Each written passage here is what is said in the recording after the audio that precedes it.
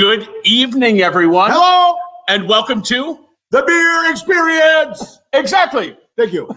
with Paul Hoffman of PetSkull Brewery. Hi, I'm Paul Hoffman with PetSkull Brewing Company. Who's allowed LLC, if I'm not mistaken. We are LLC. Who is allowed to drink on camera because that's part of his work. Yeah, it's my life's work. Drinking? Yeah. Drinking beer. Right. Oh, okay. And I'm Tim Kaczynski from Manitowoc Public Library. He is Tim. And I'm working, so I can't have beer. But maybe when we're done.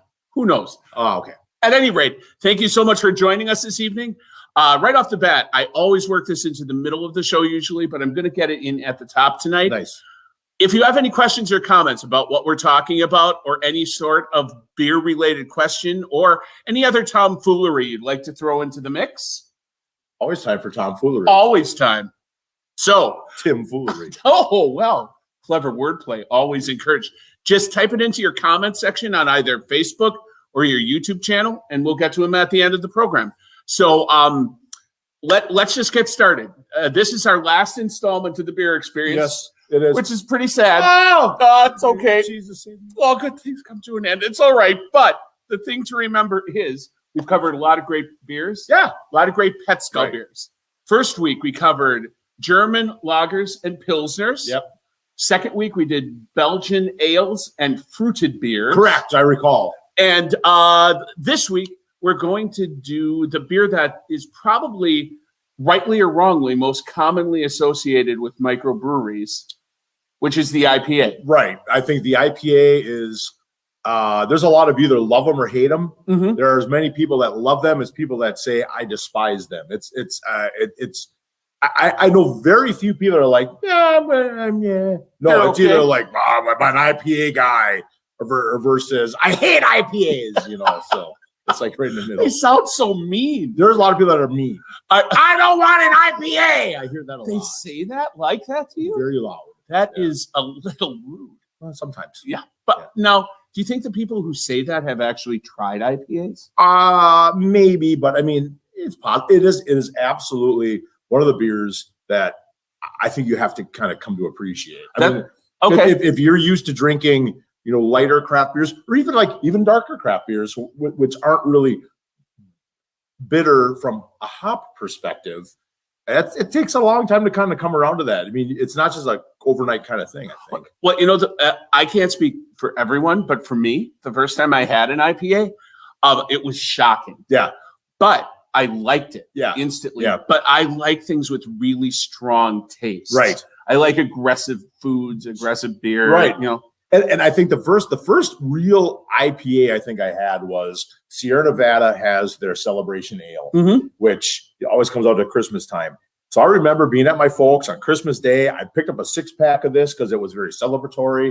And I remember having a drink and I went, oh my God, I don't know if I can finish this. And now it's like I drink 6 in the shower. Really? Before breakfast? Mm-hmm. Of celebration or just an array of IPAs? Just a celebration. Oh, okay. Do you have a little celebration cooler in your fridge? Yeah. That's very convenient. Nice. It is nice. So how do you think they grew in popularity? Because like you were talking about Sierra Nevada. Yeah. And when we lived on the West Coast for a little bit, right. Sierra Nevada actually has their own little micro bars, I would call them. Yeah. And that's all they serve. It's like 10 different types of Sierra Nevada. Right. How the popularity came to be, I mean, it's really interesting. I just think new hop varieties were grown. So I think that's what the first thing we need to tell the folks out there is that when it comes to hops, every beer has hops in it. Hops is a preservative in beer. But IPAs, it's like an obscene amount of hops in order to make it back in the day, it was just to make it very bitter.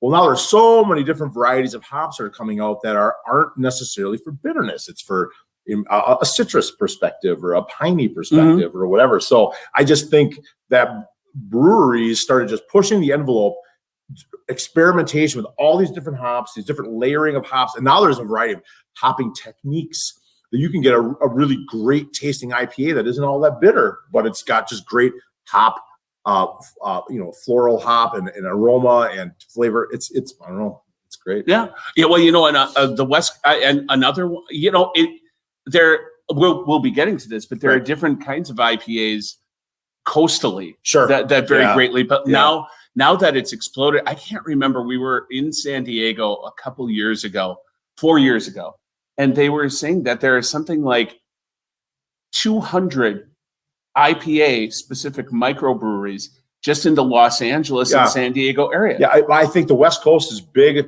It's very conducive for growing hops on the west, especially Northern California, Oregon, Washington, for growing a variety of hops. And so I think that just kind of trickled down the entire West Coast, saying, "Hey, we grow hops. We're making hoppy beers." Yeah. Now you hear people ask this question a lot, and I hadn't thought about this till you brought it up. But the wildfires in California definitely affect wine growers. You know, they've wiped out entire crops. Do you experience the same thing with the acquisition of hops? I would imagine so. I mean, I'm thinking we're going to feel the effects of that for sure. Okay. You have to. Yeah. You're right. Because it's so huge, and it is, like you were saying, Northern California. Right. So let's see. What else was I going to ask you specifically? I think you answered it already. It was like, why do you think they're so popular? Was the one thing with the people that like them? Because I think once you acquire that desire of those hoppy beers, you just want more and more. It's amazing because I mean I'm always looking. And sometimes it's difficult to discern between two. All the brewery make two different IPAs, and it's like they're really similar kind of thing. But you know, they're just trying different combinations and things like that. So you know, and it's gone from just your straight up. I know we're going to talk about some of the styles a little bit, but I mean, it's gone from just your straight up regular bitter IPA to more of the East Coast style, which is not as bitter, more juicy and hazy and almost orange juicy, in a way. And then we started making milkshake IPAs. When we start introducing lactose. Some people have to take lactose pills before they drink them. Some people do. Or they spend time in the restroom, a great deal of time at Brewfest. On the pot. Yeah. So it just continually just is growing. It's interesting to see where it's going to go next. Yeah. Well, you know, I think your IPAs, and I know we're going to cover 3 of them. Right. But I think yours are very distinct. I think you can distinguish. I don't think you have 2 that taste completely similar. We're going to talk about the 3 that we have on tap currently. Now, since we've opened 4 years ago, we've had a variety of IPAs. So and IPAs are meant to be drank fresh. Like you don't want them sitting around too long. No. So which is great because then if you can, you'll brew them in small batch sizes so that you can brew a small batch, sell it, get the next one going, sell it, get the next one going. Sure. That was easy for us to do at the last place because we were so small. Right. We did a lot of small batches. Here at our new location, the brewing system is rather large, so we're trying to figure all that out yet. Yeah, well, increased production. I mean, when you increase production, it's like you're going to brew that much more. So that's great. We do distribution, so we're like, we'll brew as much IPA as we can, but it's like, hey, you know what? Triangle, who's our distributor, hey, take this and get this out to other places. Sure. And we'll put it on here, and we'll just hopefully get a good rotation going. So you haven't figured everything out in 2 weeks? No, almost everything. Okay. Almost everything. And almost everything works perfectly. It's amazing. I know. It's almost like you just stumbled into it and put no thought into it. None. There's no planning, no thought, and it all just works all the time. You know what you should do? That's Paul's favorite question. Yeah. You should keep brewing great beer. Thank you, Tim. You're welcome. Thank you, Tim. I want to throw one thing in because I'm going to forget. Sure. I'm going to forget this. So we've got 20 beers on tap, and like right now, 3 of them are IPAs. So we do not a whole lot, but we have some. Yeah. I just want to say that if you're an IPA lover, I think Will and his crew over at Sabbatical do an awesome job with their IPAs. That's a big focus of what they do. Okay. And I think that's great. I think you need to have some sort of, you know, this is kind of this is how we differentiate. This is what we do. And we do some, but Will and Sabbatical, they do quite a few, and they're doing some really cool experimental type stuff. So I think if you're a really big IPA lover, I think you'll enjoy what we have here. But if you really want to start learning about all these different varieties and things that you can do, well, check out Sabbatical. I think you're going to learn a lot more about IPAs than you probably would here. Well, you know, I think what's interesting is that Wisconsin is, well, in the past, it's been known to run sweet. when the Von Stiel winery first opened. Right. Everyone thinks of it being a real cherry kind of, apple sweet, Right. almost dessert wines. Yeah. I think it's interesting that for this part of the country, there really are a lot of great IPAs within driving distance. Oh, for sure. Three Sheeps, Yep. Anapee. Yep. Oh, yeah. I mean, I think Badger State's got some great IPAs. Stillmake's got I still love Stillmake's guava juice. I mean, it's a 4.5% pounder. Yeah. Right? Yeah. No, I think they're all doing great. Copper State's got a good one too. I think that they're fun to do. It's just certain places. I mean, that's what they focus on, or that's a big part of what they focus on, or a large part of it. So I know personally, my favorite time to have an IPA is after I go bike riding. Is that right? After working out, because it's very thirst quenching. It works like a restorative. Typically not very heavy. No, they should be. I don't want to say thin. They're not necessarily thin, but they're extremely. They could be a little dry, right? Yeah. And that's kind of how you want them. Yeah. It depends. Now of course, you do the milkshakes. You don't want them dry. So but unless I have lactate with me, that's not going to happen. Right. But I know this is a question you'd think might be in Stump the Brewmeister. You would think it was. What do you think is my favorite of your IPAs that I have on the board right now, or ever? Ever. The 220. I like the 220, but it's not my favorite. I probably know what it is. I bet you do. It's a tie. It's a tie. Raining Blood. Oh, yeah. And Slam Iron. Oh. So the Raining Blood, that's the one that we do every May. Mm-hmm. That is our blood orange mango double IPA. So that's extremely fruity, obviously. And super refreshing, and it's not sweet. That's the crazy it's not part. Sweet. It's still pretty. It cuts pretty well. It's about 8.5%. So you can have maybe only 9 or 10 every hour. Maybe. And the Slam Iron. That's just one giant punch in the face IPA. Yeah, it's like 12%. We add honey to it to really dry it out even further. It's so good. But they're good for you. Yes, very good for you. So should we perhaps bring these beers into the actual mix that we're talking about? Let's talk about what PetSkull's got right now. All right, let me bring that up. Now, as you can see, these are a little small, but it might be better if we just do the old switcheroo. Oh, Tim, you're a technological genius. As we both know, that's not true from what happened before the broadcast today. There was a lot of panic. Tim couldn't get the camera working. I've never seen him cry. It was pretty impressive. Real tears, real American tears.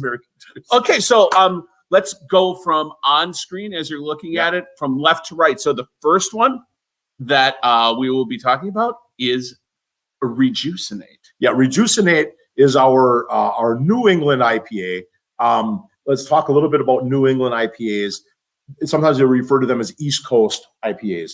The idea there is, and it's definitely a newer style, not nearly as bitter, but very a lot of hop, citrusy hop aroma and flavor, and again, not really bitter, and typically very orange juice like, almost like I said, citrusy.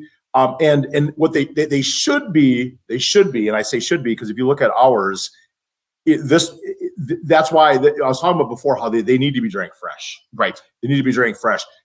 Typically a New England IPA, you want it to be very cloudy. A lot of beers you're like thinking this should be nice and clear, right? So like for example, like this, I'm drinking a Munich Helles right now. Look how clear that is. That's very extremely clear. Yeah. And the New England IPAs, you want them to be really cloudy and hazy. Sometimes you hear the term hazy. So the deal is we brewed these in anticipation of opening earlier than we actually did. So now it's really interesting how it works. This our experience is sometimes the beer ends up clearing out on its own and it loses that hazy characteristic. Now, the good news is I think it still tastes fantastic. It's very citrusy, like I said, almost orange juicy. This one is made with most IPAs have a variety of hops, maybe 3 or 4 different varieties that they use, or 2 or whatever. This has got one variety of hop, and it's the Idaho 7 hop. It's a newer hop. Again, it's supposed to lend citrus, maybe a slight bit of pineapple, oranges, and things like that. So that is our Rejuicinate New England IPA. So when you the fruit taste that you pick up, the fruit profile, all comes from the hops. Exactly, and isn't that interesting? It all comes from the hops. that's what you're talking about. Like, why have IPAs exploded over the last few years? Because of these different varieties of hops throwing off fruit flavors. Okay. It's amazing, and so you're right, there is no fruit. Now, there are in some of the IPAs we've done, like we talk about the Raining Blood, we actually add blood orange and mango to it. We will add fruit to it just to even make it even more so. But hops typically in a lot of IPAs, they create those fruit flavors. That's wild. It's a vegetable. The hops, it looks like it's like a little pine cone, right? It's a little weed thingy. Yeah. And it makes like flavors that taste like fruit. Various fruits. So, would you consider your hazy hop juice to also be an East Coast IPA?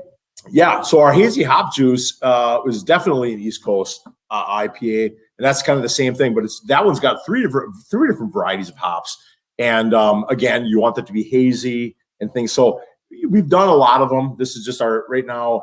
What we try to do, you'll see as we go through all three of these.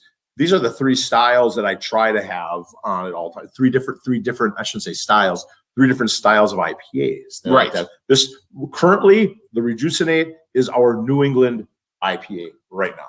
Okay. The hazy hop juice is another one that we do that should be coming on shortly. Oh, nice. I look forward to it. I do too. So let's go then from the East Coast completely to the West Coast with our middle beer. Yep. The Angst Ridden West Coast IPA. Yeah. So West Coast IPAs are not as juicy. They are meant to be big hop bombs, we call them. Sure. Palate wreckers. Right? I mean, you drink one, it's like you're not drinking much else probably after that.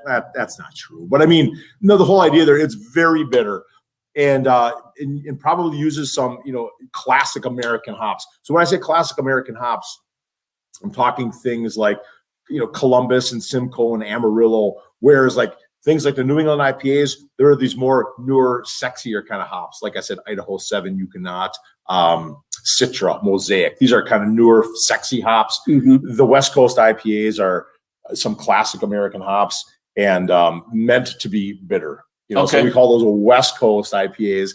And this is our Angst Ridden IPA. We like the name because it's like, you're full of angst, you're mad, you're bitter. Oh, that's where it comes from? Because I was going to ask, that was my next question. Yeah, I think, the beer itself, it's full of angst. It's full of angst. It's full of angst. Oh, it's ready to lash out. It's really pissed off. Oh, my goodness. Really mad. Okay. What's it so mad about, Paul? It's just the ones we drank. It just wants to be appreciated. It wants to be drinking. Just drink the beer. Thank you. If anyone has any questions or comments, please don't forget. You can just type them into your comment section. We'll get to them at the end. Let's just go right to the third beer. Sure. Because you did talk about the West Coast earlier. So I thought, you fleshed that one out. So let's come back right to the middle of the country. Yeah. The 220 IPA. Yep. It's 220 double IPA. Double IPA. So there are a lot of beers that we refer to as a double. And that don't get that confused with last week we were talking about the Belgian double. Mm-hmm. That's DUBBEL. Correct. We're talking about double, like two, like DOUBLE. Good old American double. Double IPA. Really, all that really means, a lot of people are like, does that just mean there's more hops? There are more hops in it, but only because it's higher in alcohol percentage. Okay. So like the double IPAs are typically anything above probably 8% alcohol. You can find them up to, 11, 12%. Okay. In there. And so that's our interpretation of a double IPA. It also has a lot of classic American hops in it. Columbus, Centennial, maybe Simcoe. And but the thing is, it's a lot bigger. So for example, the Rejuicinate is like 6.7%. The Angst Ridden is like 6.5%. This is closer to like 8.5, 8 or 8.5, something like that. So it's a little bit bigger. So it's still very bitter and has some nice citrus characteristics to it, but it's fairly potent at 8% Yes. Yeah. So approach with caution. Approach with caution is right. And even though I know the answer to this, I will ask, how did you come up with the 220 as a name? Well, that was the address of our first tap room, 220 North 9th Street. We wanted that to be our our core, staple IPA. So we named it the 220. Nice. Are you going to do one for this building? I would like to start a 10-15 series. Yes, I would. I just got to kind of figure out what that is at this point. Well, since you've got everything else figured out, you probably have plenty of time. It's amazing that I haven't figured that out yet. Well, by next week, if we were doing a 4th beer experience, I'm sure you'd know by then. Probably by then. I mean, so the interesting thing about the 220 is we have a little bit of a 220 series going there. This was the original 220. Then we ended up creating something called the Freaky 220. It was basically the same malt profile, meaning it was the same. We used the same grains, we used the same temperatures, we used the same yeast. We just changed it to hops. And so on that one, we used Mosaic and Citra hops, and so we ended up calling that the Freaky 220 because it was just different. And that beer has been extremely popular, and we're going to hope to get that going here pretty soon too. Very nice. Oh, yes. All right. Okay, good. Very educational. Thank you. So let's backtrack a little bit. Yep. As I like to do, I like to ask you the foods that would go with it and one word to describe it. Now, the one word here is going to be interesting because they're all IPAs. They're just different IPAs. Right. Yeah, absolutely. They're right. They're different IPAs. So the Rejuicinator. What's interesting? It is not as bitter. So what honestly, what I like to enjoy with a pint of that is just some summer sausage. Really? Yeah, just like some basic summer sausages. Maybe even if I have some venison, or something like that, might be very good. So cured meat. Cured meat. All right. Cured meat. I'm not. I have never claimed to be a big pairings guy. Like what beer is it? All I can say is like this is what I enjoy eating with it. So for some reason, when I think of a New England IPA in general, I could see just having just some slices of good old American summer sausage, maybe from Sure Make Sausage right here in the Black Knight. The Black Knight, if you will. And what's your one word to describe this lovely beer? Juicy. Juicy? Yeah. Right in the title. I think and I think anybody would probably refer to any New England IPA if they had to say one word, you're going to say juicy. Okay. That's what I'd say. What about Angst Ridden? What is this angsty little beer like to go with? So it's interesting. So that this beer is a little more on the bitter side, which is funny because then I actually prefer kind of something a little more sweet with it. Okay. Really interesting. And so this isn't my wife makes a really, really good it's like a dessert. It's got green apples and like Snickers and Cool Whip in it, and it's like a really good. Yeah, I know I don't know what it's called, but and I tell you, the only reason I thought of that was because a lot of times she'll make that for if we have like birthday parties at the house, or maybe we're celebrating the 4th of July or something like that. And I remember one time having a really bitter West Coast IPA with my dinner, and then after dinner I had this fun little dessert that she made with the green apples and the Snickers, and it was really sweet. And I remember thinking, this is perfect. You got this bitter, very abrasive beer, sure, and it's really sweet. But the green apples were kind of tart in their own right. So that's just what I like. They offset each other. I thought so. Okay. I thought so. I don't know. I don't. I mean, I may like it. You may try it and want to. Well, no, that I think it's good. It doesn't have to be anything fancy, right? Right. Just delicious. That's just delicious. And what would what one word for this angry little number? Oh, for the Angst, bitter. Bitter. All right, for sure, bitter. Yeah. And then the 220. The 220. What word would I use to describe the 220? Big. Well, it's 8%. Yeah. I mean, when you have one, you had one. That's true. You know what I mean? So it's big. It's a double IPA as it should be. Yeah. And the food? Plain potato chips. Just potato chips. Not or without ridges? Without. Like Lay's. Is that the yellow bag? Yeah. The old school. That's salty. With the big, that's good. I'm gonna just a basic, straightforward, salty, crunchy. Yeah, exactly. Nice. Yeah, that's just what I do. So don't ever mix me up with somebody that knows a lot about beer and food pairings. This is just what I enjoy. Well, we didn't advertise it as pairings, just things that go well. Thank you. That you like, I think. All right, so those are our 3 beers. We've covered, I guess, 9 beers total in the series. Talked about a bunch of other beers. If anyone has any questions or comments, throw them in now. I'm just going to go back. I'm going to zoom out back just a little bit and bring us into the picture again. Just wanted to mention, like that people wouldn't necessarily think that a library and a microbrewery would make for odd bedfellows when it comes to education. Odd bedfellows. Interesting programming. But, actually, Paul, before I even knew Paul, actually had a relationship with the library. And like, how did you start? Like, what did you use the library for? So, when I was first thinking about starting PetSkull, thinking about getting into the brewing industry and seeing if it was something that I could pull off. I mean, I knew that I could make beer, but there's a lot more to it than that. Sure. Obviously. So, the first thing is like, okay, how do you start a small business? And I know that the internet is a great resource for a lot of things, right? Sure. But sometimes I just like to have something in my hands that I can read. And so I used the library all the time when we were planning PetSkull, that I was checking out books on small business, entrepreneurship, small business financing, marketing, obviously accounting, which is finance. But so I found myself at the library all the time. And then the one thing I really started using the library for was when I wanted to learn a little bit more about Manitowoc's brewing history. Oh, yeah. They've got some great resources that you can't check out from the library. Right. That you'd have to stay there. And some great resources on local brewing history. So, I mean, and I used it all the time. And then, I got to be honest, there's still times that I still use it a lot to this day, the library I'm talking about. Sometimes I need to get away. I need to get some work done. I'm being honest, I need some internet access. Sure. I go find a nice quiet place in the library, throw the headphones on, and get a ton of work done.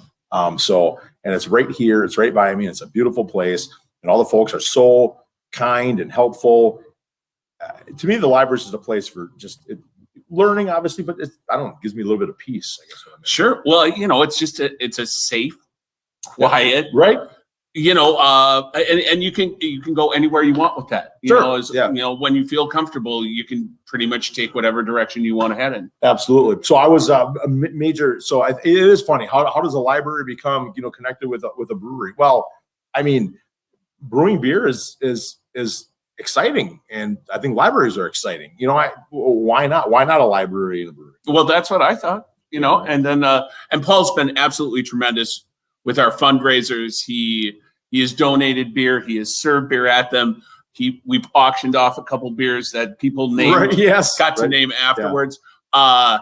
And the Bruin Bees were such a fun combination. Yeah. We're looking forward to getting back to that. But doing that again, the perfect combination of intellect and drinking and stupidity. And drinking beer. Yeah, and stupidity. There's a lot of stupidity. But it is. I mean, I think there's obviously you talk library, talking intellect. But I think sometimes when you sit and have a pint with somebody, you can get some great conversations. Oh, right? Yeah. And learn something about somebody else, or learn something about a topic you didn't know already about. Definitely. Right. And the other thing too is, I'm all about the Manitowoc community. I mean, this is our public library. This is our library. This is a place that's, not people think books, right? But look at this. We're talking about different styles of beer. I mean, it's just an opportunity to learn. So to have the opportunity to partner with other community organizations, entities, other small businesses. This is what I love about PetSkull. I mean, I just love partnering with these other places. And I've said it many times, just trying to make Manitowoc great, It's fantastic. And knowledge isn't just one thing. People think so much that it's just you just go for basic information. Yeah. But just learning something new is a doorway to new knowledge. Absolutely. And it leads to one door leads to another, to another, to another, and it never stops. And it's great. And, it's been such a great partnership. If I can be corny, great friendship. Yes, absolutely. And I know I said it right when we started, but, one of the best things about both of your places is that it's about interacting with people. Yeah. It's not about listening, picking songs on a jukebox or playing video games. Or shooting darts. Or watching TV. Yeah. Because there's none of that, you wind up talking to people, and that's another form of learning. You're learning about people that you would never, ever know anything about. And think about, there's so many people in here that are absolutely different, whether it be just their interests, their political leanings, just their musical Yeah. tastes. Nobody cares. Yeah. Nobody cares. We just, everybody gets along, and it's a great place to hang out. I've never once seen a fight. It's going to start later. All right, Fight Club. What's the first rule about PetSkull Fight Club? You must have beer in your left hand at all times. Oh, what is it? There is no beer. There is no Fight Club. Oh, there's not? No. Didn't you ever see Fight Club? No. My God. Have you just met me? How many movies have I seen in my life? 3. I've seen Pulp Fiction, Rocky 2, and Rambo. You skipped Rocky 1? Oh, I saw that too. You saw all the Rockies, all the Rambos, and Pulp Fiction. And Pulp Fiction. So if you want to talk to Paul about I saw the movies, Wizard of Oz once too. very similar genres of movies. I know zero about television, movies, none of that. Like, we'll be sitting at home sometime and like on a Sunday night, and like some of those award shows come out, like the Emmys or the Oscars or whatever. Yeah. You don't know? None of it. I am slightly unschooled or whatever. So, well, are you going to blame my mom for that? Well, second grade teachers make the difference. Oh, do they? Supposedly. Well, apparently they didn't make much of an impact. She made me chew gum. Made you. That's not the story I heard. So anyway, we're getting on to America's favorite segment on this show. Wheel of Fortune. No, Stump the Brewmeister. In this envelope, I have questions for Paul that he may or may not know the answers to. Chances are I know zero of these answers. I am a fairly unintelligent person for the most part. Well, we'll see. These are actually a bit more beer-oriented than usual. I probably still don't know those answers. All right. Well, let's give it a go, shall we? I need my pipe. In which country was IPA beer invented? America. That is incorrect. Are you sure? I am. I'm 100% positive. It's Great Britain. Well, they were the ones that overhopped beers to be sent to troops in India. That is true. But it was America who decided, let's brew beers with that hop profile and let's drink them right away. Really? I need to go to the judges on this one. You mean the actual courthouse? Right. I need Bob Duane stacked. No, it's interesting. I was going to talk about this before, so it's a good time to talk about it. Excellent. So IPA stands for India Pale Ale. Correct. And Great Britain was at war. They were in India. So they would make beer, put it on ships, and send it to the troops. Mm-hmm. Well, it took so long to get there, the beer spoiled by the time it got there. And I mentioned before how hops are a preservative for beers. So they said, well, if it's spoiling, let's just add more hops. So by the time it gets there, it'll still be okay. And that was the case. So by the time it got there, the beer was still good.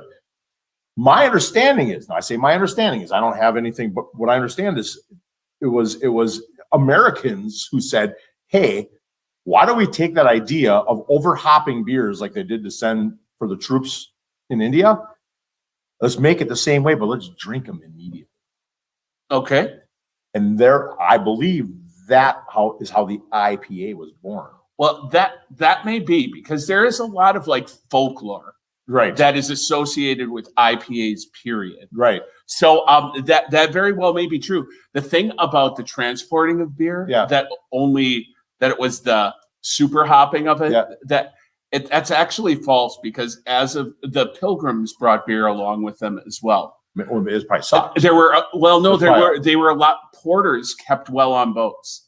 Porters and stouts kept well on boats. See, I know nothing. Well, I was just researching it so that I could sound like somewhat intelligent when I ask these silly questions. Don't need to research. You always sound intelligent. Everything you say is so smart. I hate you. Golly.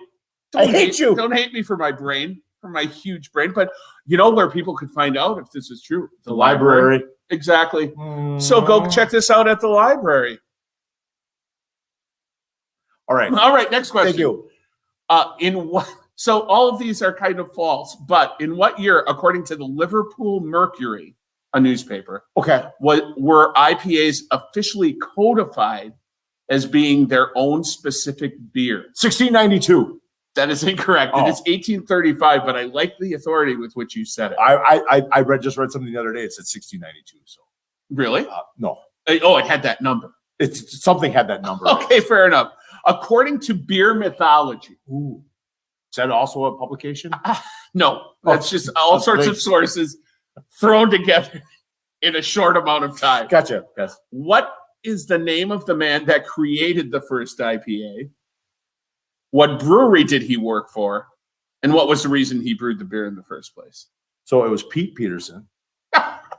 He worked at brewing company, and he just enjoyed hops. Was he a caveman with that name? Okay. Well, according to my sources, that's wrong. Oh. But you're probably right. His name was supposedly right. George Hodson. Oh yeah, George. He worked for East London's Bow Brewery. Okay. And it was for the long ocean voyage for the East India Trade Company to take it to India they said the soldiers. But what I read that I think is really interesting is that whole soldier thing is even a myth. They just recognized the potential for how populated India was. Yeah. And they could just sell a massive amount of beer. And they could brew it as it was traveling. Because it would ferment properly in the time of the ocean voyage. Whereas if it was kept in a cooler cellar, it would take 2 years. Sure. So, but that's all disinformation. That's like the most common. Okay, so Tim is so smart. I like it. Well, you work at the library. That's true. I mean, Tim owns the library. I don't own the library. Oh, you're just a librarian. I'm not a librarian either. I'm not. I can't get anything. Who are you, right. Nick? All right, the first time that I Nicholas personally consumed an IPA. What's that? Say to start over. The first time that I personally consumed an IPA, I was doing a children's theater tour. Okay, yeah. In what state did I consume my first IPA? You're right, yeah. And what was the name of the play I was in, and what character did I play? So you were in Omaha, Nebraska. The name of the play is the name of the play? The name of the play? Me, Myself, and I. Okay. And you played the character known as Norb. Norb is a great character. I only wish I was talented enough to play Norb. Did I get any of those correct? Not at all. None. I did go to a great microbrewery in Omaha once on a different tour called Firehouse Brewery. Okay. That was very good. But I was at a beer bar in the state of Washington. Okay. And I knew absolutely none of the beers. I didn't know what I was drinking. Right. I couldn't even tell you what the beer I had that was an IPA. That's one I said before. Oh, shocking. Yeah, shocking. I was in a tour of Hansel and Gretel. Oh, yeah. And I played the witch. I believe that. I had a beautiful dress. I really did. It's absolutely true. It's not a lie. Not at all. All right. What is the most popular hop used in the brewing of IPAs in America? Centennial. Wrong. Damn it. Citra. Oh. And I think it's because of what you said earlier, because the sexiness of it. I thought maybe a lot of IPAs still made with the old school. Yeah. But I guess just with all the new ones popping up. Yeah. I should have known that. So this is the last one. As you may remember, Mara Definite and I lived in San Diego before moving back to Manitowoc. Mara, your wife? My wife, Mara. You may have met her. I've met her. This is a family show. I know. Sort of. Oh, yeah. Her hand. And Devin, your daughter. That's true. Okay. Yes. All right. And you know me, I'm Tim. Well, I had to introduce everybody. Oh, should I start over? Yeah, start over. Okay. As you may remember, Mara, Devin, and I lived in San Diego before moving back to Manitowoc. You did. And while there are a great number of fantastic IPAs brewed in San Diego, which brewery is my personal favorite? Stone. Incorrect. Damn it. I really like Stone. It's very good. There was Pizza Port. No, that's also very good. Okay. Stone, though, had a store right by my house. Yeah. They didn't have a tap, as in like you couldn't have beer in the store. They'd give you a taste, but you had to buy growlers and howlers to go. Right. And merch. So what was it? What was your favorite one? My Green Flash. Oh, I have had many Green Flash beers. They're fantastic. They're fantastic. Really good. I love really them. Good. And they're really hard to find around here. Every once in a while, Superior will have them. Yes, I love them. But they're fantastic. They're really my favorite. Really I love them. Well, nobody cares. I care. Thank you. And I think you care just a little. We have no questions? We have no questions this time. Can I answer a question that isn't been posed yet? Sure. The answer is 7. I can't wait to see the question. So answer your comments and questions so I can see this later. And that's it for the beer experience. Everyone in the place is clapping.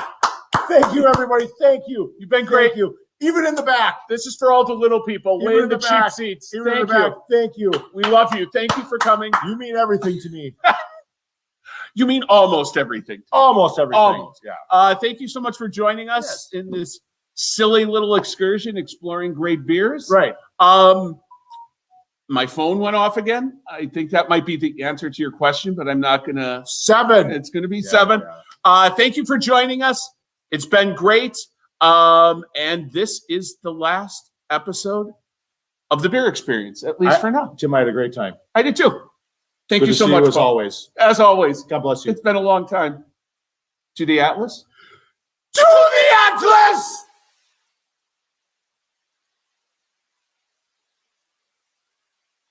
I wish somebody would transition to the song. I'll try. Sheik, brother. Bye.